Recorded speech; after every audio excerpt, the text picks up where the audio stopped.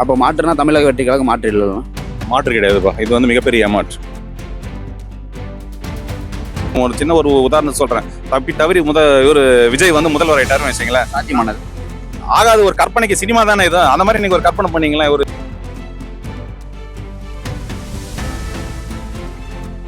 அவர் சட்டமன்றத்துக்கே வரமாட்டாரு. பனையூர்ல சட்டமன்றத்துக்கு கூட்டுவாரு. ஒரு 200-250 பேரை கையோட கூப்பிட்டு வராங்க. ஒவ்வொரு ஊரும் சுத்துறாங்க. மறுபடியும் அப்படியே போறாங்க.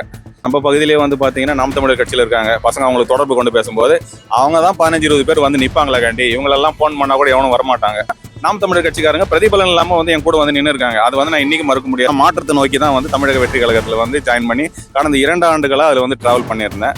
முன்னாடி வந்து குற்ற பின்னணி இருக்கிற பல பேருக்கு வந்து இவர் சீட்டு கொடுத்துருக்காரு. மற்ற கட்சிகளை இவர் சொல்றாரு தீய சக்தின்னு நினைக்கும் போது நம்ம சுத்தமான சக்தியா இருக்கணும் இல்லையா?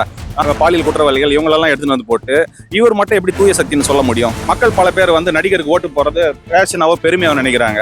வந்து பாத்தீங்கன்னா ஒர்க் ஃப்ரம் ஹோம் மாதிரி வீட்லயே வந்து போட்டோ வைக்கிறாரு. வீட்லயே வந்து எல்லா விதமான வேலைகளையும் செய்யறாரு. தெளிவான கொள்கை இல்லை, கட்சி கட்டமைப்பு இல்லை, ஒன்றுமே கிடையாது. கிட்டத்தட்ட வந்து பாத்தீங்கன்னா ஒரு சினிமால தான் அங்க ஹீரோ. ரியல்ல வந்து அவர் இன்னைக்கு வரையும் ஜீரோவா தான் இருக்காரு. அவர் டிஎம்கே போட்டியிற எந்த தொகுதியிலும் ஒரு பிரச்சாரம் பண்ணல. ஆனா சீமான் அவர்கள் போட்டியிற காரைக்குடியில போய் பிரச்சாரம் பண்ணியிருக்காரு. உண்மையிலே 2 கட்சிகளுக்கு மாற்றணும் வந்து அது சீமான் மட்டும் தான். ஏன்னா 15-16 வருஷ காலமா தொண்டை தண்ணி வத்த மக்களுக்கு நல்லது மட்டுமே பண்ணணும்னு நினைக்கக்கூடிய ஒரு சீமானை வந்து யாரும் ஃபோக்கஸ் பண்ண மாட்டேன்றீங்க. எளிமையா சொல்லி ஒரே ஒன்லைன்ல சொல்லி முடிக்கணும்னா தமிழக வெற்றி கழகம் ஒரு காணல் நீர். அங்க ஒண்ணுமே கிடையாது. விடுதலை வீர நேயர்களுக்கு வணக்கம். சற்றுமுன் அதிர்ச்சி தகவல். இன்னும் தாவேகாவுக்கு பேர் அதிர்ச்சி தான் சொல்லணும். தாவேகாவில் இருக்கிற மாவட்ட நிர்வாகி அதிரடியா விலகி இருக்காரு. அதற்கான காரணங்கள் என்னன்னு அவரே கேட்கலாம். வணக்கம்ண்ணா. வணக்கம்பா. விடுதலை வீரனுக்கு மிக்க மகிழ்ச்சி. அதாவது வந்து பாத்தீங்கன்னா உங்களுடைய பொன்னான நேரத்தை எனக்காக வந்து ஒதுக்கி ஒரு பேட்டிக்கு நான் கேட்டிருந்தேன்.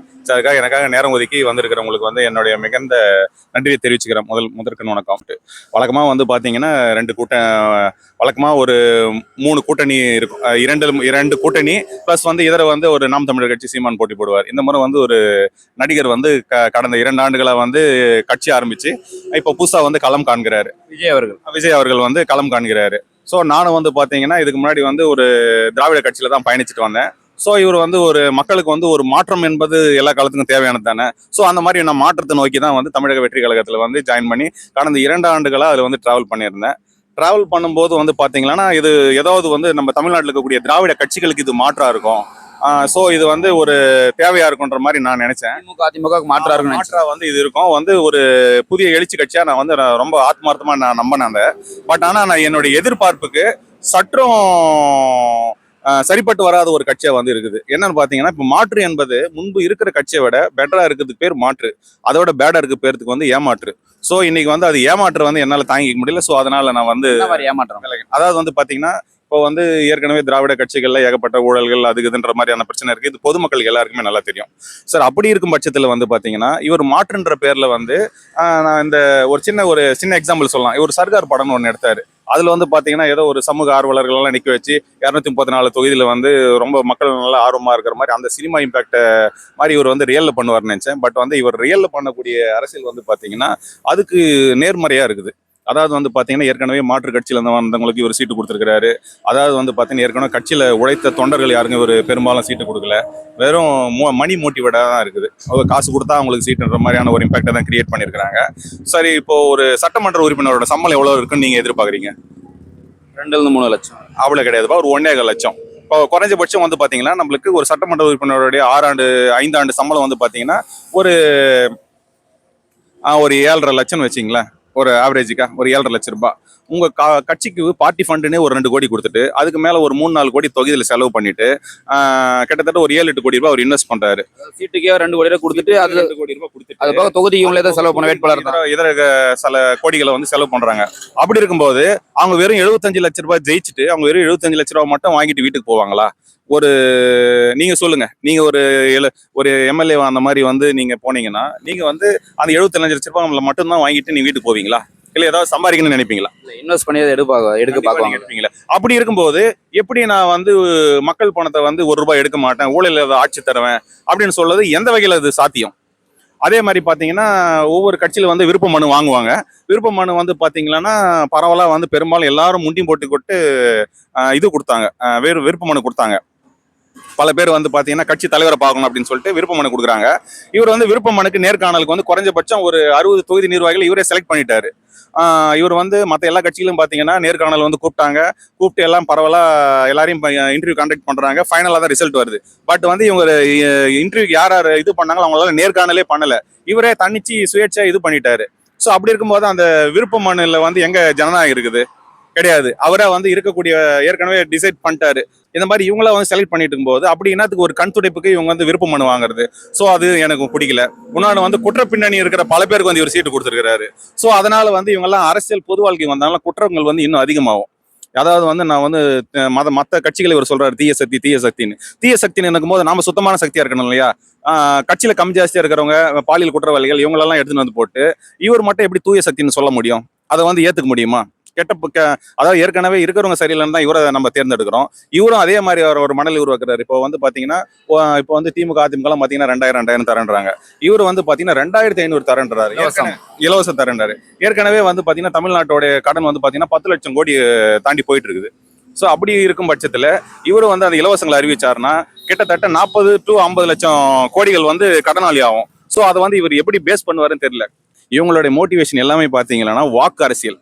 உங்க மக்கள் கிட்ட இருந்து வாக்கு வாங்கணும். மக்களோட வாழ்க்கைக்கான போராட்டத்தை பத்தி அவங்க யோசிக்கல. 5 ஆண்டுக்கு வந்து மக்கள் எப்படி வாழணும்னு நினைக்கல. அவங்களுக்கு தேவை வந்து வாக்கு. இந்த 5 ஆண்டு காலத்துக்கு நம்ம ரூலிங் உட்காரத்துக்கு ஒரு வாக்கு தேவை. இன்னொன்னு வாக்கு வங்கி தேவை. வாக்குறுதியை சொல்லி வாக்கு பெறலான்னு பாக்குறாங்க. வாக்கு பெறலான்னு பாக்குறாங்க. மக்கள் பல பேர் வந்து நடிகருக்கு ஓட்டு போறது பேஷனாவோ பெருமையாவோ நினைக்கிறாங்க. நீங்க ஒரு நடிகரை உங்களுக்கு வந்து பிடிக்கும்னா அவரை வந்து தலையில தூக்கி வச்சு கொண்டாடுங்க, வேணான்னு சொல்ல வரல. அதுக்காக அவர்கிட்ட ஆட்சி அதிகாரத்தை கொடுத்துட்டு இன்னும் ஒரு மோசமான ஒரு விளைவை சந்திக்காதீங்க. சும்மா சிம்பிளா ஒரு ஷார்ட் அண்ட் ஸ்வீட்டா சொல்ல போனா அவர் எந்த விதமான மக்கள் பிரச்சனைக்காக பொதுவெளியில் வந்து நின்று போராடினது இல்லை. மற்ற கட்சி எல்லா கட்சிக்காரர்களும் வந்து பொதுவெளியில் இறங்கி நின்று போராடுறாங்க. அவங்களை எல்லாருமே கள போராளின்னு. இவர் வந்து பாத்தீங்கன்னா ஒர்க் ஃப்ரம் ஹோம் மாதிரி வீட்லயே வந்து போட்டோ வைக்கிறாரு. வீட்லயே வந்து எல்லா விதமான வேலைகளையும் செய்யறாரு. சோ அப்படி இருக்கும்போது வந்து அவர் களத்துக்கான அரசியல்வாதி கிடையாது. நீங்க இப்ப அந்த கட்சியில பயணிச்சுப்பீங்க. இப்ப நீங்களே ஒரு வார்த்தையை சொன்னீங்க ஒர்க் ஃப்ரம் ஹோம்னு. இப்ப மற்ற கட்சிகளுக்கு விமர்சனம் பண்ணிருப்பாங்க. விஜய் வந்து பணி ஒரு வீட்லயே இருக்காரு, வெளியே வர மாட்டாரு, ஒர்க் ஃப்ரம் ஹோம் அந்த மாதிரி தான் சொல்லியிருப்பாங்க. அந்த மாதிரி விமர்சனங்கள் எப்படி நீங்க ஃபேஸ் பண்ணிருக்கீங்க? அவர் இதுக்கு மேல வருவாருப்பா செய்வாருப்பாரு நானும் சொல்லுவேன். பட் ஆனா அதை வந்து அவர் கண்டினியூ பண்றாரு. ஸோ இது வந்து ஒரு தலைவனுக்கான தலைமை பண்ணணும்னு பாத்தீங்கன்னா தவறுன்னா திருத்துக்கணும். இன்னொன்று வந்து தொண்டர்கள் வந்து தவறான வழியில் போறாங்கன்னா அதை வந்து கரெக்ட் பண்ணணும்.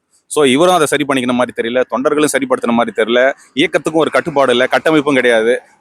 அதாவது வந்து எப்படின்னா ஒரு ஃபில்லர் வந்து ஸ்ட்ராங் இல்லாத ஒரு ஃபில்லர் மேல பேஸ் இது மோல்டிங் போட்டோம்னா அது நிற்காதோ. ஒரு ஸ்ட்ராங் இல்லாத ஒரு ஃபில்லர் மேல நீங்க ஓட்ட போடுறீங்க.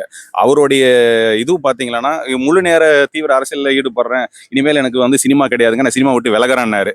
பட் ஆனா என்ன பாத்தீங்கன்னா இப்பவே வந்து பாத்தீங்கன்னா நான் மறுபடியும் சினிமாவில் நடிக்கிறேன்றாரு. ஸோ இது வந்து எந்த மாதிரியான ஒரு உறுதினு தெரியல. இன்னொன்னு பாத்தீங்கன்னா இப்போ வந்து சினிமாவை ஓரம் கட்டிட்டு மக்கள் பணி செய்யறவரு சினிமா படம் ஷூட்டிங் முடிஞ்சு இல்ல, அதுக்கப்புறம் வந்து தேர்தலுக்கு முன்னாடி 234 தொகுதி, அப்படி 234 தொகுதியை கவர் பண்ண முடியலனாலும் குறைஞ்சபட்சம் 40 மாவட்டத்துக்கு போய் ஏற்கனவே வந்து இவருக்கு ஓரளவுக்கு ஐடியாலஜிகள் இருப்பாங்க, இவங்களை வேட்பாளராக போகலாம், அந்த மாதிரி ஆட்களை முன்னிலைப்படுத்தி நிறுத்தி ஒரு பிரச்சாரம் பண்ணியிருக்கலாம். இன்னொன்று இருக்கக்கூடிய திராவிட கட்சிகளை பத்தி அவர் மாறி மாறி பழி சொல்றதை விட்டுட்டு இவங்கெல்லாம் இதை பண்ணல, நான் இதை பண்ணுவேன்னு சொல்லிட்டு தெளிவான ஒரு கொள்கை இருக்கலாம். அவர்கிட்ட தெளிவான கொள்கை இல்லை, கட்சி கட்டமைப்பு இல்லை, ஒன்றுமே கிடையாது. கிட்டத்தட்ட வந்து பாத்தீங்கன்னா ஒரு சினிமால தான் அங்கே ஹீரோ, ரியல்ல வந்து அவர் இன்னைக்கு வரையும் ஜீரோவா தான் இருக்காரு. நீங்க சொன்னீங்க. இதனால ஒரு கேள்வி வைக்கிறேன். திமுக தான் எதிரி, 2 கட்சி தான் போட்டி, ஒன்னு டிவிகே இன்னொன்னு டிஎம்கேன்னா. ஆனா டிஎம்கே போட்டியிற எந்த தொகுதியிலும் ஒரு பிரச்சாரம் பண்ணல. ஆனா சீமான் அவர்களை போட்டியிற காரைக்குடியில போய் பிரச்சாரம் பண்ணிருக்காரு, அந்த பல் டாக்டர் பிரபுகாருக்கோசரம். இது எப்படி நான் பாக்குறீங்க? ஆனா எதிரி வந்து டிஎம்கேன்றாரு, ஆனா சீமான் நிக்கிற தொகுதியில போய் பிரச்சாரம் பண்ண தேவை என்ன இருக்கு? அதாவது வந்து பாத்தீங்கன்னா அவர் வந்து சீமான கார்னர் பண்றாரு, சீமான் ஜெயிக்க கூடாதுன்னு நினைக்கிறாரு. ஆனா உண்மையிலே பாத்தீங்கன்னா இருக்கிற திராவிட கட்சிகளுக்கு மாற்று என்னை பொறுத்தவரை நான் ஒரு நல்ல ஒரு நடுநிலையான சொல்றது, உண்மையிலே 2 கட்சிகளுக்கு மாற்றுன்னு வந்து அது சீமான் மட்டும்தான். ஏன்னா அவர் நினைச்சிருந்தாருன்னா இப்போ இவங்க அறிவிக்கிற மாதிரி 10,000 15,000 அறிவிக்கலாம். இருக்கக்கூடிய இலவசங்களை இவரும் அள்ளி விட்டுருக்கலாம். ஏன்னா அவர் வந்து இந்த 2 விஷயம் தப்பான விஷயம் நினைக்கிறாரு. தவறான கட்சிகளுடன் கூட்டணி போறது தப்புன்னு நினைக்கிறாரு. இன்னொன்று வந்து பாத்தீங்கன்னா இலவசங்களை கொடுத்து நாட்டுல சோம்பேறி ஆக்கக்கூடாது, மக்களை முட்டாளாக்கக்கூடாது, அப்படி மட்டமான ஒரு அரசியல் எனக்கு பண்ணணும்னு நினைக்கல. அதே மாதிரி யாரும் வந்து இன்னைக்கு வந்து பாத்தீங்கன்னா 8 கோடி மக்கள்ல வந்து 2 கோடி மக்கள் மதுப்பிரியர்கள். ஆனாலும் தைரியமா வந்து நான் வந்து வந்தேன்னா பூரண மது விலக்கு ஒழிப்புன்னு சொல்லிட்டு அவர் போல்டா சொல்றாரு. ஆனா மற்ற கட்சிகள் என்ன பண்றாங்கன்னா தாலிக்கு தங்கத்தை கொடுத்துட்டு தாலி அறுக்கிற மாதிரியான ஒரு வேலைகள் தான் நடந்துட்டு இருக்கு. ஸோ இது வந்து உண்மையிலே வந்து மக்களை, நான் தமிழ்நாட்டு மக்களை நான் வேண்டி விரும்பி கேட்டுக்கொள்கிறது, நடுநிலையை நீங்களே யோசனை பண்ணுங்க. இத்தனைக்கும் பார்த்தீங்கன்னா இன்னைக்கு வந்து ஒரு 2-2.5 வருஷம் வந்த சினிமா நடிகனுக்கு நீங்க கொடுக்கக்கூடிய ஆதரவு, ஒரு மனுஷனா ஒரு 15-16 வருஷ காலமா தொண்டை தண்ணி வத்த மக்களுக்கு நல்லதை மட்டுமே பண்ணணும்னு நினைக்கக்கூடிய ஒரு சீமானை வந்து யாரும் ஃபோக்கஸ் பண்ண மாட்டேன்றீங்க. இன்னைக்கு இருக்கக்கூடியது வந்து மக்களுக்கு வந்து இலவசம் இலவசம் என்ற ஒரு கவர்ச்சி நோக்கி தான் போறீங்களா கண்டி. நாளைக்கு வந்து வருங்காலம் வந்து இருக்கக்கூடிய மணல் வளத்துங்களை திருடிட்டாங்கன்னா நாளைக்கு தண்ணி இல்லாம கஷ்டப்படுவீங்க, எல்லாமே இல்லாம கஷ்டப்படுங்க. நாளைக்கு தேவைப்படும் போது தான் உங்களுக்கு சீமான் தேவைப்படுவாரு. ஏற்கனவே காமராஜர் மாதிரி ஆட்கள் அரசியல் விட்டு போயிட்டாங்க, கக்கன் மாதிரி ஆட்கள்லாம் அரசியல் விட்டு போயிட்டாங்க. இன்னைக்கு ஃபியூச்சர்ல வந்து சீமான் மாதிரி ஒரு ஆலயம் வந்து மக்கள் இழந்தாதான் ஒருத்தருடைய அருமை பெருமை வந்து பேசுவீங்க. இருக்கும்போது யாரையும் அவங்கள வந்து கண்டுக்க மாட்டேன்றீங்க. என்னை பொறுத்த திரைக்கவர்ச்சியோட மக்கள் போராளிகளுக்கு தயவு செஞ்சு கவனம் செலுத்துங்க. இப்போ நீங்க என்ன பொறுப்புல இருந்தீங்கன்னா? நான் வந்து மாவட்ட விவசாய அணி பொருளாளர்ல இருந்தேன்பா. மாவட்ட விவசாய அணி பொருளாளர். இப்போ கட்சியிலேருந்து விலகிட்டீங்கன்னா இப்போ தொண்டர்கள் உங்களுக்கு அழுத்தம் தர்றது, நிர்வாகிகள் அழுத்தம் தர்றது, அந்த மாதிரி ஏதாச்சும்? அந்த மாதிரிலாம் ஒண்ணுமே கிடையாதுப்பா. என்ன காரணம்னா உழைப்பவர்களுக்கு வந்து அங்க அங்கீகாரம் கிடையாது, ஒரு மதிப்பு மரியாதையும் கிடையாது. சொல்ல போனா அது ஒரு அரசியல் கட்சியே கிடையாது. அது வந்து ஒரு சினிமா காட்சி மாதிரி. அது அதாவது வந்து எளிமையா சொல்லி ஒரே ஒன்லைன்ல சொல்லி முடிக்கணும். தமிழக வெற்றி கழகம் ஒரு காணல் நீர். பார்க்கக்கூடிய எல்லாருக்கும் வந்து பெருசா ஆஹா ஓஹோன்னு ஒரு பில்டப் தான் இருக்குதாகாண்டி அங்க ஒண்ணுமே கிடையாது. மாற்றுனா நாம் தமிழர் கட்சி மாற்றுறேன் நீங்க. இப்போ நீங்க முதல்ல விஜய் கட்சிக்கு பார்க்காம நேரம் சீமானவளை ஆதரிச்சிடலாம். நீங்க இப்போ விஜய் கட்சிக்கு போயிட்டீங்க, 2 வருஷம் பயணம் பண்ணிட்டு இப்போ அதுல இருந்து விலகிட்டு அது மாற்ற கிடையாது, நாம் தமிழர் கட்சி வரீங்க, அது முதல்ல சீமானவளை ஆதரிச்சிக்கலாம். நான் வந்து ஏதாவது ஒரு மாற்றம் இருக்குன்னு நினைச்சு அதுல போனேன். ஸோ இப்போ நம்ம ஒரு டிராவல் பண்ற பஸ்ல நமக்கு பயணம் சௌகரியமா இருந்தாலும் நம்ம இறங்கிடுறோம். இது வந்து மற்றவங்க வந்து சொல்லுவாங்க இதுல இருந்து ஒரு இறங்குறாரு மாற்றுறாரு, அதுபடிலாம் கிடையாது. நமக்கு வந்து உண்மையிலே வந்து நம்ம எதிர்பார்த்த அளவுக்கு நான் எப்பயுமே வந்து ஏரியாவில் நான் நிறைய சோசியல் ஒர்க் எல்லாம் பண்ணிட்டு இருக்கேன். ஸோ இது ஒரு கட்சியில் இருந்தால் வந்து நம்ம 4 பேர் செய்ய வேண்டியதை வந்து ஒரு 400 பேர் 4000 பேர் செய்யலான்ற ஒரு ஐடியாலஜியில் தான் நான் அரசியல் கட்சியில் பிரயாணம் பண்ணேன். பட் வந்து இது வந்து தமிழ்நாடு இளைஞர்கள் வந்து ஒரு மோசமான ஒரு பாதைக்கு இளைஞர். அதாவது வந்து மற்ற எல்லா கட்சியிலும் வந்து பார்த்தீங்கன்னா ஓட்டு கேட்கறது பெரிய ஆளுங்களை வச்சு ஓட்டு கேட்பாங்க. இன்னைக்கெல்லாம் பார்த்தீங்கன்னா இன்ஸ்டா ரீல்ஸ் எல்லாம் சின்ன குழந்தைங்க கேட்குது, விஜய் மாமாக்கு ஓட்டு போடுங்க, விஜய் மாமாக்கு ஓட்டு போடுங்கன்னு. ஏன் அந்த மாதிரி சின்ன பசங்களெல்லாம் ஏன் ஒரு தப்பான சீர்கேடு தானே அது ஒரு சமூகத்துக்கான ஒண்ணுமே சீர்கேடு. இப்போ நாட்டில் வந்து பார்த்தீங்கன்னா ஏகப்பட்ட சமூக பிரச்சனைகள் இருக்குது. சும்மா நிறைய பேர் பொறுப்பு வாங்கிச்சுன்னு சும்மா இருக்கிறாங்க. எத்தனையோ நாட்டில் வந்து 54 to 55 அரசியல் கட்சிகள் இருக்குது. ஒரு காவா வரல, ஒரு தண்ணீர் பிரச்சனை, இந்த மாதிரி எத்தனை பொது பிரச்சனைகளுக்கு தமிழக வெற்றி கழகத்தில் இருக்கிற நிர்வாகிகள் இறங்கி போராடிக்கிறாங்க. எத்தனை கட்சியில பயணிச்சிங்க, அதுக்கான உறுப்பினர் கார்டு அந்த மாதிரி ஏதாச்சும் பாரு இப்போ நம்ம கிட்ட பாரு.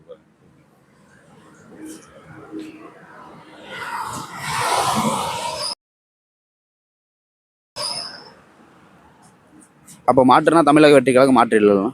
மாற்று கிடையாதுப்பா. இது வந்து மிகப்பெரிய ஏமாற்று. மாற்றுன்றது இருக்கிறத விட பெட்டரா இருக்கிறது தான் மாற்று. இது வந்து ஹோஸ்ட் ஏற்கனவே 2000 கொடுக்குறாங்க, இவர் 2500 கொடுக்குறாரு. அந்த பிம்பிளிக்கு பிலாப்பி மாமா பிஸ்கோத்துன்னு அந்த மாதிரி ஒரு எல்லாருக்கும் தமிழ்நாட்டு மக்களுக்கு பிஸ்கோத் கொடுக்கலான்னு பாக்குறாரு. ஸோ அது பிஸ்கோத்தெல்லாம் எல்லாம் நடக்காது. அரசியல் கட்சி வாகனங்கள் போறப்ப இந்த விசில் அடிக்கிறது, இழிவா பேசுறது, டிவிக்குன்னு ஆர்ப்பாட்டம், அந்த கோஷம் மாதிரி பண்ற தலைவர் வந்து இது தலைவராகப்பட்டவர் இந்த மாதிரியான பிரச்சனைகளுக்கு வந்து பசங்களுக்கு வந்து ஒரு பசங்களை வந்து நல்வழிப்படுத்தணும். இவர் இதுவரை அந்த மாதிரி விஷயங்களை வந்து நல்வழிப்படுத்தின இதுவே காணும். ஆனால் ஒரு நல்வழிப்படுத்தல, பசங்களை வந்து நாசம் தான் படிச்சுருக்கிறாரு. அவர் என்னைக்கு நல்வழிப்படுத்தி மக்கள் பிரச்சனைகளை பேசி இன்னைக்கு வரையும் வந்து அவரை வந்து நான் அரசியல்வாதி ஏற்றுக்கல. இன்னைக்கு வரையும் அவர் நடிகராக தாங்கிறாரு. அவர் வந்து ஆன் ஸ்கிரீன்ல இருந்தாரு, இப்போ வந்து ஆஃப் ஸ்கிரீன்ல வந்து நடிச்சிட்டு இருக்காரு. அவ்வளவுதான். இதை வந்து மக்கள் புரிஞ்சுக்கிட்டாங்கன்னா போதும். வாக்கு வந்து சும்மா ஏதோ ஃபேஷன் கிடையாதுங்க. 8 கோடி பேரோட வாழ்க்கை கிட்டத்தட்ட. இப்போ சப்போஸ் ஒரு சின்ன ஒரு உதாரணம் சொல்றேன். தவறி இவர் விஜய் வந்து முதல்வர் ஆயிட்டாருன்னு வச்சுங்களேன், சாத்தியமானது ஆகாது. ஒரு கற்பனைக்கு சினிமா தானே இது. அந்த மாதிரி நீங்க ஒரு கற்பனை பண்ணீங்களா, ஒரு 234 தொகுதியில ஒரு 220 தொகுதியில் ஜெயிச்சு அவர் முதல்வர் ஆயிட்டாருன்னு வச்சுக்கலாம். அடுத்த நிமிஷம் என்ன ஆகும்னா அவர் சட்டமன்றத்துக்கே வரமாட்டாரு. பனையூர்ல சட்டமன்றத்துக்கு கூட்டுவாரு. எல்லாருமே வீடியோ கான்பரன்சிங்லேயே பேசுவாங்க. சட்டமன்ற உறுப்பினர்கள் எல்லாருமே ஒவ்வொரு தொகுதிக்கும் எல்லாரும் பாத்தீங்கன்னா வாரத்துக்கு 1 நாள் தான் போவாங்க. இல்லைன்னா அதுவும் போக மாட்டாங்க. ஏன்னா எங்க தலைவர் வாரத்துக்கு 1 நாள் தான் ஏன் போறாரு, நான் ஏன் போனோம். புரியுதுங்களா? போன் பண்ண யாரும் எடுக்க மாட்டாங்க. மக்கள் பணியெல்லாம் ஒன்றும் நடக்காது. ஒரு கொலை கற்பழிப்பு எது நடந்தாலும் அவங்கள வந்து சம்மந்தப்பட்ட ஆளை வந்து பனையூர் கூப்பிட்டு வந்து அவரு காம்பன்சேஷன் பண்ணி அமைச்சிருவாரு. கண்டி களத்தில் இறங்கி போராட மாட்டார். ஒரு புயல் வெள்ள நிவாரணம் அவர் கூப்பிட்டு தலைமை செயலகத்தை கொடுக்க மாட்டார். பனையூர்ல கூப்பிட்டு எல்லாத்தையும் கொடுப்பாரு. ஒரு சர்ச்சுக்கு போறதும் எல்லாமே பாத்தீங்கன்னா எல்லாம் மீம்ஸ் கிரியேட்டர் மாதிரி. அவர் வந்து சினிமால ஹீரோ வந்து அரசியல்ல வந்து 0 ஆகிட்டு இருக்கிறாங்க. அவர் அதுக்கேற்ற மாதிரியான தான் நடந்துட்டு இருக்கிறதாண்டி அவர் வந்து தன்னுடைய செல்ஃப் அனலைஸ்ன்னு சொல்லுவாங்க, சுய பரிசோதனை ஒன்று சொல்லுவாங்க. அது வந்து அவருக்கும் தேவை, அவர் கட்சியும் தேவை, அது நிர்வாகிகளுக்கு தேவை. கட்டமைப்பு இல்லாத இந்த வரையும் பாத்தீங்கன்னா அந்த கட்சியில வந்து பல பொறுப்புகள் இன்னும் ஃபில்அப் பண்ணல. நீங்க அப்படி சொல்றீங்கன்னா, ஆனா எங்க போனாலும் பின்னாடி அவ்வளவு கூட்டம் திரண்டதெல்லாம். இப்போ ஒரு தாவேக வேட்பாளர் ஓட்டு கேட்டாங்க, கூட 200-300 பேர் வராங்க. அதாவது வந்து தம்பிங்களா, இப்போ நம்ம ஊர்ல வந்து சமீபத்துல வந்து அவர் ஓட்டு கேட்க வந்தாரு. அவர் வரவேற்கிறது எவ்வளவு பேர் வந்திருப்பாங்கன்னு நினைக்கிறீங்க? 200 பேர் வந்திருப்பாங்க. அதாவது வந்து அவர் கூட வந்தவங்க 200ல இருந்து 250 பேர் வந்திருப்பாங்க. ஆனா அவரை வரவேற்கிறதுக்கு எங்க ஊர்ல இருந்தவங்க வந்து வெறும் 6 பேர் 7 பேர் தான். வரும்போது ஒவ்வொரு ஊருக்கும் அந்த செட்டப் அந்த 60 இது ஒரு 200 250 பேரை கையோட கூப்பிட்டு வராங்க. ஒவ்வொரு ஊரும் சுத்துறாங்க. மறுபடியும் அப்படியே போறாங்க. இது எப்படி விதமான ஒரு இதுவா இருக்கும் சொல்லுங்க பார்க்கலாம். இது வந்து ஒரு பாக்குறவங்களுக்கு ஒரு மாய தோற்றமா இருக்கும். பரவாயில்ல இவ்வளவு பேர் இருக்காங்களா விஜய் கட்சியிலன்னு. ஒவ்வொரு ஊருக்கும் போறது அந்த 200 220 பேரை சுட்டு தான் ஒட்டுமொத்தமா சுத்திட்டு இருக்காங்க. 2 வருஷம் பயணிச்சுன்னு சொல்றீங்க. ம். நீங்க நான் பொதுவா சோசியல் ஒர்க்கெல்லாம் அதிகமா பண்ணுவோம் மக்களுக்காக சொல்றீங்க. ம். இப்ப அந்த கட்சியில இணைஞ்சு மக்களுக்கான போராட்டங்கள் இல்ல இந்த மலையை உடைக்கிறாங்க அந்த மாதிரிலாம் இருக்கலாம். ம். தமிழக வெற்றி கழகம் இது இந்த மலையை உடைக்கிறாங்க அதை தடுத்து போராடலான்ற மாதிரி ஏதாச்சும் பேச்சுவார்த்தை நடந்திருக்காங்க உங்க அலுவலகத்துல? இதுவரையும் அந்த மாதிரியான ஆக்கப்பூர்வமான நடவடிக்கைகள் எதுவுமே கிடையாது தம்பி. நம்ம பகுதியிலேயே வந்து பாத்தீங்கன்னா நாம் தமிழர் கட்சியில இருக்காங்க பசங்க, அவங்களுக்கு தொடர்பு கொண்டு பேசும்போது அவங்க தான் 15-20 பேர் வந்து நிப்பாங்களா காண்டி, இவங்களெல்லாம் ஃபோன் பண்ணா கூட எவனும் வரமாட்டாங்க. ஸோ இது எனக்கு வந்து பெரிய டிசப்பாயிண்டிங். ஸோ அதனால வந்து எனக்கு ரொம்ப வெறுத்து போச்சு. இன்னொன்று வந்து பாத்தீங்கன்னா எந்த ஒரு சமூக அக்கறை கொண்ட விஷயங்களையும் வந்து பாத்தீங்கன்னா நாம் தமிழர் கட்சிக்காரங்க பிரதிபலன் இல்லாம வந்து என் கூட வந்து நின்று இருக்காங்க. அது வந்து நான் இன்னைக்கு மறுக்க முடியாது. லாபம் இல்லாம. அதாவது வந்து எங்க பகுதியில வந்து பாத்தீங்கன்னா தண்ணி டிஸ்ட்ரிபியூஷன் பண்ணியிருக்கிறாங்க. மக்கள் பணியெல்லாம் நான் வந்து இப்போ என்னோட கட்சி பாகுபாடு இல்லாமல் என்னோட மக்கள் பணியெல்லாம் செஞ்சிருக்கிறாங்க. அதை வந்து இன்னைக்கும் மறக்க முடியாது. மக்கள் ஏரியா பகுதி மக்களும் மறக்க மாட்டாங்க, நானும் மறக்க மாட்டேன். இந்த நேரத்தில் வந்து அந்த தம்பிகளுக்கும் வந்து நான் என்னுடைய நன்றியை தெரிவிச்சுக்கிறேன். இப்ப மாட்டுனா நாம் தமிழர் தான். அதாவது வந்து இன்னைக்கு கூடி இருக்கக்கூடிய அரசியல் கட்சிகளை மாற்றுனா நிஜமான மாற்றுன்னு அவர் மட்டும்தான். நன்றிண்ணா.